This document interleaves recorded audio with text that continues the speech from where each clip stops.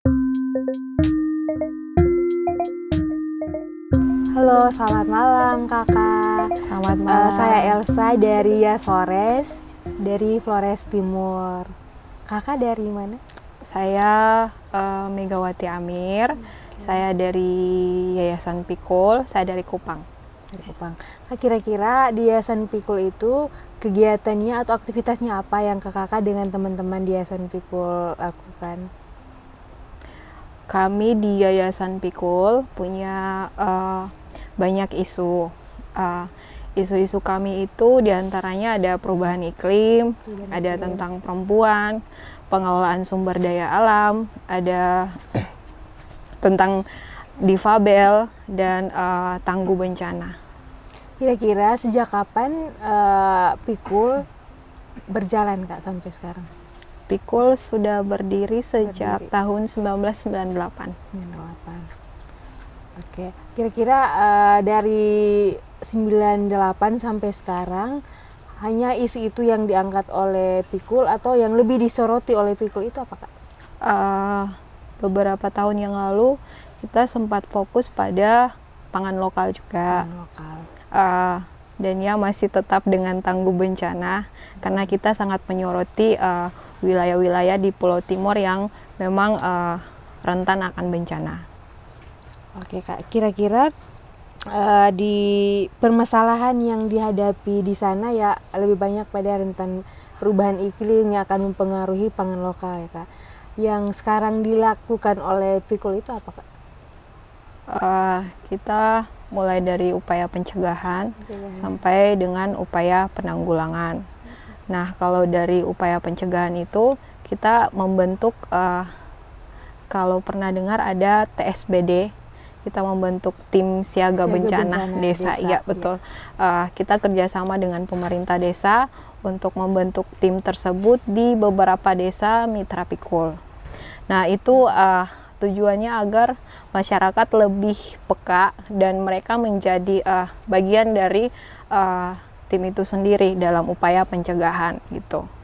Lalu untuk upaya penanggulangan, ya betul sekali kita juga masukkan dalam upaya ketahanan pangan, di mana kita melakukan beberapa cara. Kita juga menggunakan kembali cara-cara leluhur, cara-cara adat yang dulu, bagaimana ya cara-cara tradisional bagaimana mengelola makanan untuk tahan terhadap beberapa kondisi ekstrim yang sekarang kita tahu di NTT cuacanya lagi tidak jelas. Kurang lebih seperti itu. Nah, itu kakak bersama dengan teman-teman di Pikul menggerakkan desa dampingan atau masyarakat dampingan ya? Itu desa dampingan? Kita desa. Tapi di dalam desa-desa itu ada kolektif perempuan. Kita fokuskan pada perempuan. Ya. Berarti perempuan yang menyuarakan isu perubahan iklim, terus bagaimana menanggulanginya begitu. Maka kira-kira ada hambatan atau kendala ketika kakak mau mengajak perempuan-perempuan muda atau mama-mama yang ada di desa, mungkin ada kendala atau hambatan yang mereka hadapi atau mereka dengan sukarela mau mengikuti ajakan dari Pikul? Kalau kendalanya itu mungkin dalam fasilitas, mungkin saya harus menempuh jalan yang kurang bagus. Saya harus melewati gunung-gunung tertentu, mendaki gitu untuk bisa sampai kepada masyarakat ini, bisa sampai ke tempatnya mereka. Kalau untuk mengajak, saya belum menemukan kesulitan yang pasti.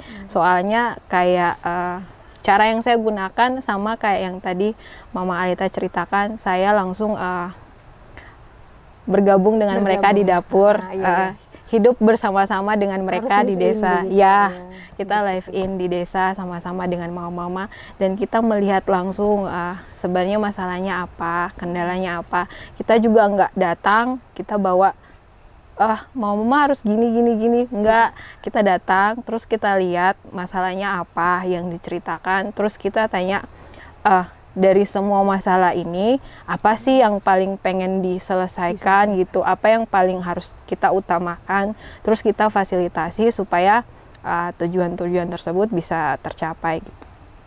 Berarti perempuan-perempuan di desa dampingannya Pikul mereka paham ya Kak tentang perubahan iklim. Berarti kakak mereka kan menyuarakan isu perubahan iklim dengan pendekatan, datang sama-sama tinggal dengan mereka, melihat bagaimana keadaan mereka di sana. Nah, terus sekarang yang kakak mereka lakukan di sana, penanggulangannya bersama dengan contoh saja satu masalah apa yang ada di desa itu, terus penanggulangan yang sudah dilakukan oleh desa tersebut itu apa? Oke. Kebetulan kalau saya sendiri, saya dapat desa mitranya itu di Desa Obesi namanya. Desa Obesi. Dia ada di bawah kaki Gunung Mutis di Gunung Mutis, Kecamatan Molo Utara. Daerah dingin ya? Iya, sangat dingin. Di sana karena cuaca mungkin yang seperti kita tahu bahwa saat ini kalau tidak salah El Nino ya, hujan sepanjang tahun. Namun di sana hujannya itu selalu ada dalam setiap bulan, tapi jangka waktunya itu bisa sampai 1-2 minggu. Nah, ternyata karena ini jagung yang mereka tanam itu hanya 1 meter sudah berbunga dan sudah muncul tongkolnya gitu. Dan ketika dipanen ternyata tongkol jagung itu sangat kecil dan banyak yang ompong, kalau istilah ya banyak yang ompong. Nah, ini kan sangat mengancam penghidupan mereka karena seperti yang kita tahu bahwa masyarakat di desa itu menjadikan jagung, terutama desa Obesi ya, menjadikan jagung sebagai cadangan makanan mereka di saat musim panas. Jadi itu kan ditanam di musim hujan, lalu dijadikan cadangan makanan di saat musim panas. Nah, ketika hasil panen yang ada ternyata tidak cukup untuk sampai ke musim berikut, jadi saya dan mama-mama itu mencoba mencari solusi sumber daya alam apalagi nih yang masih bisa bertahan di saat cuaca yang tidak jelas ini gitu. Jadi kita menemukan kalau kakak tahu keladi. Iya, kita mengolah keladi. Kita mengolah keladi menjadi tepung.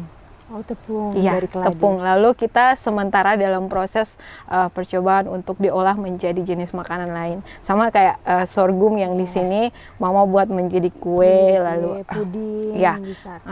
Jadi keladi juga kita lagi mencoba untuk membuat seperti itu, dan saya dan mama dari Obesi juga kita lagi memarakkan kegiatan Rumah Pangan Lestari. Ya, jadi mencoba memanfaatkan wilayah pekarangan untuk ditanami tanaman horti gitu. Jadi tanaman herbal untuk kebutuhan di dalam rumah. Jadi mereka nggak harus belanja keluar untuk kebutuhan gitu. Nah, terus ketika itu perempuan semua atau mungkin ada laki-laki yang bergabung bersama dengan komunitas? Kebetulan kolektifnya perempuan semua. Tapi tidak menutup kemungkinan untuk laki-laki ketika ingin terjun bersama membantu. Nah, ketika perempuan ada anak muda juga di situ, perempuan muda. Nah, ketika mereka menyuarakan isu program iklim tadi, terus yang berikut mereka dengan cara ubi talas tadi. Nah, itu mereka manfaatkan untuk keluarga mereka sendiri atau bisa mereka mengajak tetangganya gitu Kak. Kita sama-sama memanfaatkan pangan lokal yang ada, ketersediaan pangan lokal yang ada bisa diawetkan untuk makanan cadangan, pangan cadangan untuk musim tanam berikut. Itu kira-kira usaha mereka dengan kakak diterima oleh masyarakat yang lain atau keluarga-keluarga yang lain begitu kira?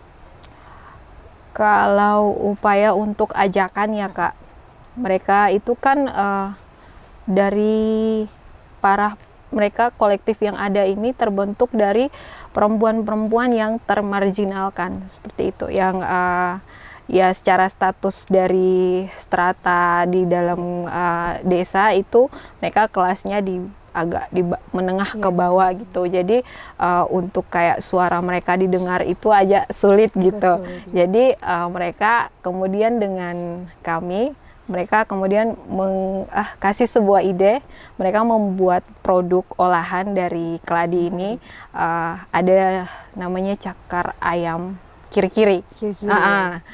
Kemudian mereka membuat kue rambut yang kayak tadi kayaknya ada buat di sini juga. Itu tapi menggunakan tepung dari keladi. Ya.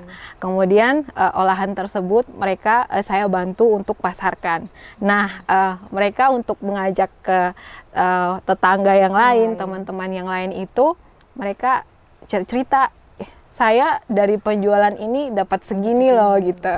Ternyata ini enak loh, dicoba ke tetangga-tetangganya gitu. Jadi kayak kalau ada pertemuan misalnya di gereja, pertemuan di desa, mereka memposisikan diri untuk menyumbangkan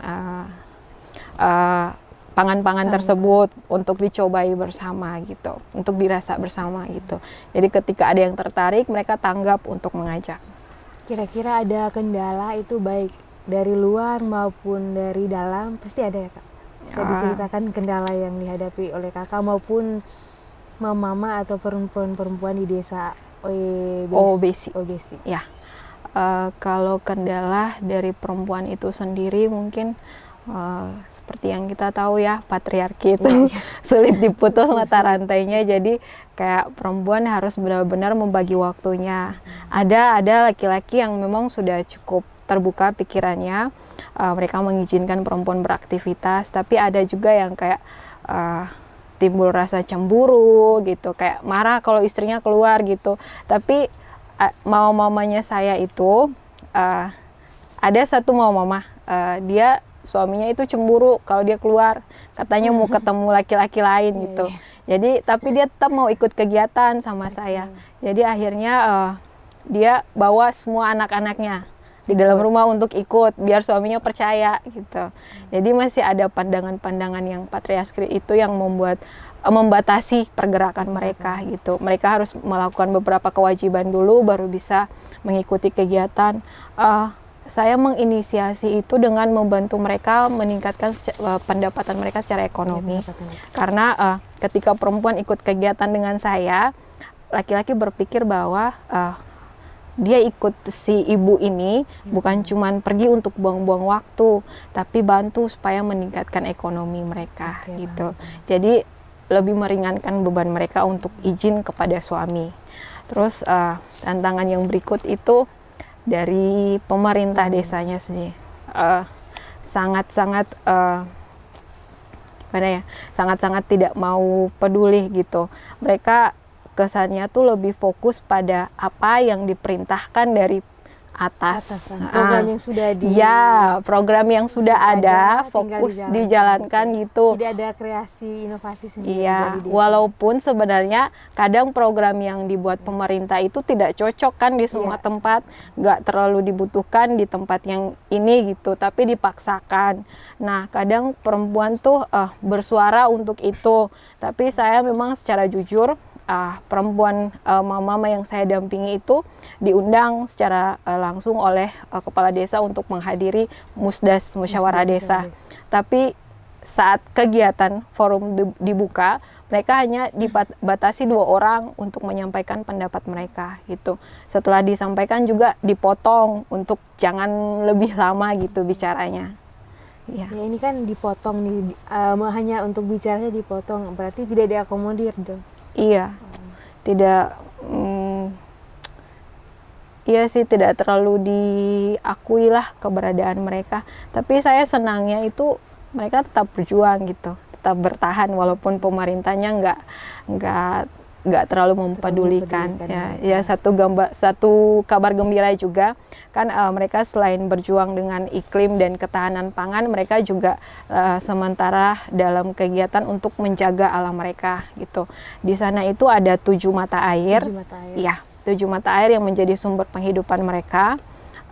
Lalu mata air tersebut sudah mulai terkotori oleh sampah-sampah dari yang dihasilkan masyarakat. Di sana juga ada pasar, jadi pasar itu juga cukup berperan untuk mengotori mata air. Jadi kayak sampahnya, mata airnya di sebelah sini. Di sebelah sini ada aliran sungai. Di aliran sungai itu full sampah gitu. Jadi menurut mereka itu sangat tidak sehat untuk kesehatan mereka. Makanya perempuan tuh lagi berjuang melakukan kegiatan rutin intens. Mereka sebut Jumat bersih. Jadi setiap hari Jumat itu mereka ke mata air ini dan lingkungan sekitar untuk terus membersihkan gitu, supaya jangan banyak sampah yang tertumpuk gitu. Jadi upaya yang mereka lakukan itu ternyata pemerintah kemudian mengambil itu sebagai kebijakan mereka. Iya, itu satu kabar gembira juga. Itu pemerintah mereka ambil untuk kebijakannya mereka. Apa bekerja sama atau tidak sendiri? Tidak, mereka hanya mengajak perempuan untuk turut hadir dalam kegiatan itu. Tapi mereka tidak mau mengakui bahwa itu diinisiasi oleh perempuan. Tapi bagi mama saya itu sudah cukup satu kabar gembira. Karena mereka mau mengakui atau tidak, tapi kegiatan itu sudah jalan. Oke, kira-kira Kakak sejauh ini dengan upaya-upaya yang sudah dilakukan, perbedaannya apa dulu sama sekarang? Yang Kakak rasakan perubahannya bagaimana? Untuk mama ya? Untuk mama sendiri, Kakak sendiri. Oh iya, kalau untuk mama saya senang karena mereka jauh lebih percaya diri. Dari yang awal saya datang sampai yang sekarang masih malu-malu untuk menyampaikan pendapat, masih takut, masih menahan diri untuk lebih kritis. Tapi kalau sekarang mereka sudah lebih percaya diri, lalu mereka sudah, saya pikir sudah punya pandangan pola pikir yang bagus untuk menyusun strategi. Berarti lebih sering didampingi terus berarti bisa. Kira-kira harapan Kakak untuk memperjuangkan lagi kaum muda, mengajak lagi terutama kaum muda yang ada di desa, masih bisa ajak lagi untuk tambah gabung bersama dengan Kakak, mungkin masih ada harapan lah untuk, atau kebetulan di desa yang saya dampingi itu kaum mudanya sudah berkeluarga, hampir tidak ada. Karena mereka kebanyakan keluar daerah untuk bekerja gitu. Masih ada sih beberapa, saya juga menitipkan ke mereka gitu untuk tolonglah semangat mama ini dijaga gitu, karena kalian adalah penerus mereka. Jadi tolong bekerja sama dengan mama-mama untuk tetap melanjutkan perjuangan yang sudah kita bangun bersama. Terus apa harapan Kakak ke depannya? Harapan saya ke depannya semua perempuan itu kemudian bisa mendapat ruang di mana ia bisa dianggap sama dengan laki-laki. Kapasitasnya tuh dianggap sama dengan laki-laki. Saya berharap hal seperti itu bisa terjadi. Dan perempuan tidak dipandang dari latar belakang pendidikan ataupun dari status sosialnya mereka, tapi mereka dipandang sebagai individu yang perlu punya hak yang sama dengan individu yang lain. Dan perempuan bisa terus berdaulat dengan apa yang mereka miliki dari diri sendiri. Jadi tidak harus memiliki latar belakang pendidikan yang tinggi baru mereka bisa berdaulat. Apa yang ada pada diri mereka itu sudah lebih dari cukup. Oke, terima kasih banyak Kak. Mungkin satu kata untuk perempuan-perempuan hebat Indonesia. Jangan menyerah, terus berjuang. Hal baik pasti akan menemukan jalannya. Oke, terima kasih banyak.